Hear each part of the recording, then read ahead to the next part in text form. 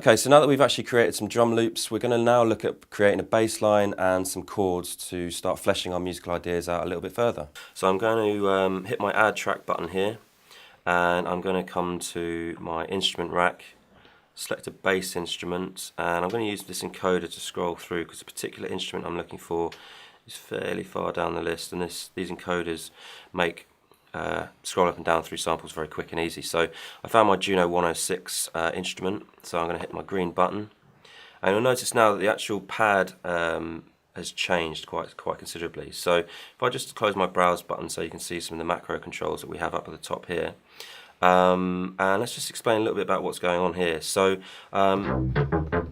we've got a nice sort of bass sound that we've got in.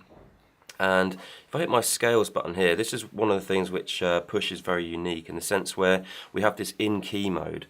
Now currently we're in C major, which is what it defaults to. And if I kind of just show you how this works, so the blue keys actually, or the blue pad should I say, actually represent the root key. So in this case C major, these are all the C notes. And if I want to play the C major scale, I can simply come along, very easily play my C major scale. Similarly, going up in perfect fourths, I can also play it going up in this sequence as well.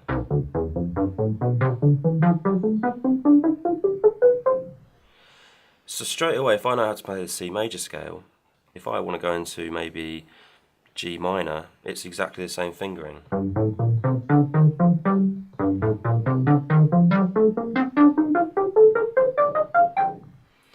So very easily, it's a way by which someone that maybe isn't a very skilled musician can easily work around the keyboard in a very musical way.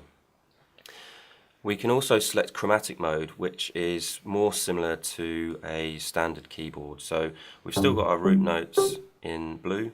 The particular notes in that scale are the white notes, and then the unlit notes are the notes that are outside of that scale.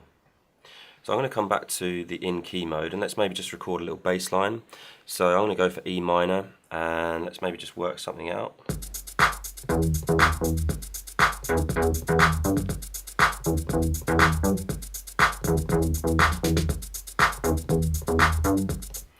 Okay, so I'm quite happy with that. Let's maybe use the octave up and down to maybe go down slightly lower. And what I can do is hit this fixed length button, and what this allows me to do is when I start recording, it's going to create a new loop which is going to be of this specific length. So I'm going to select 2 bars, and I'm going to hit record, and then when I'm ready, I'm just going to start recording in.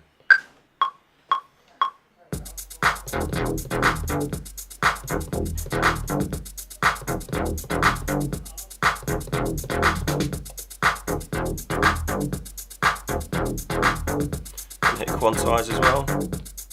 So it's quantized it. And if I hit the new button, what I can do is actually maybe create just a slight different variation of that bass line as well. So I'm going to hit new, and let's go again.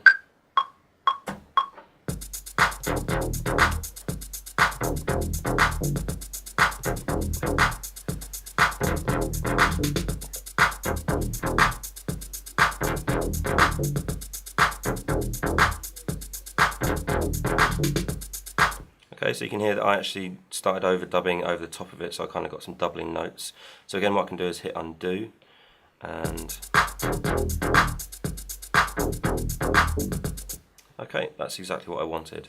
So we've recorded a bass line. Let's quickly get in some chords in here as well using the same method. So add track, we'll go to instrument rack. This time I'm going to go for a pad sound, and quite like this celestial. So let's maybe see what we can do here.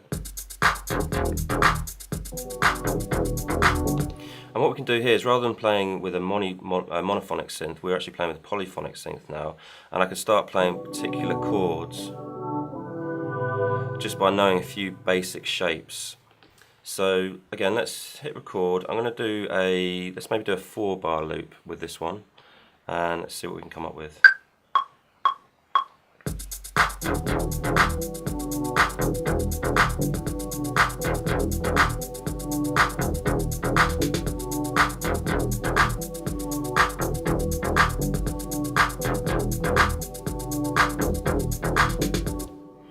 Okay, we'll hit quantize again and very quickly hit new, and let's just do a slightly different variation of that one again as well. Hit record.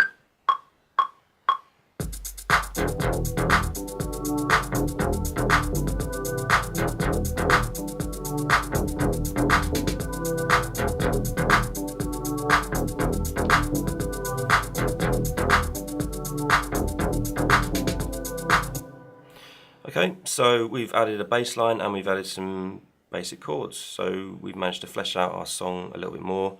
And in the next section we can look at how we can start manipulating those sounds and kind of fine tuning it a little bit with some automation as well.